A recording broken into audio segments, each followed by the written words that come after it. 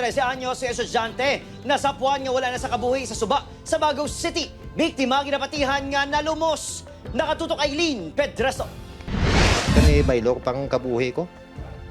Kaya nga para mabuhi lang siya. Naglisensya pa nga may eskwela ang anak ni Wilfredo nga si Toto 13 anyos sa Miyerkules. Apang wala ini naghuna-huna nga muna yadto ang uli nila nga pagkitaay.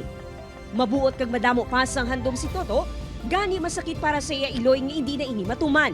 To, kung sa diin ka man, kung ari ka man di. Palangga ka na mo ni Papa mo. Kag hindi ka madula sa kasing-kasing nga mo to. Kahapon, nasapuan sa pila ka residente nga wala nasang kabuhi si Toto sa Suba sakop sang Barangay Maaw, Bagao City. Nagwa sa investigasyon sa kapulisan nga wala nagdiretso sa eskwelahan. Sa baylo, naligo sa Suba ang biktima sa diin napatihan nga nalumos. Medyo na-late na nisa. So that's why nga daw why na lang nisa nag-design na magsulod sa iya klase. Medyo ginapadalman na pa ang ato na investigasyon. Then ang subang ina, bisto sa ocular sa area is damo sa quarry no, may damo part nga medyo madalom. No?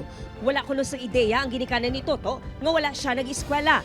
Wala may kabalo kani nga nagpaligo siya. Yes, mo to nagkuan na sa dugan ko nga wala sing iban stuto kita ini do halos lang dunutong kong lawas ko ba sa kalain sang buot. Ginapakikangutan pa sa kapulisan ang 4 pa ka mga minor de edad nga upod sa biktima nga naligo sa Suba.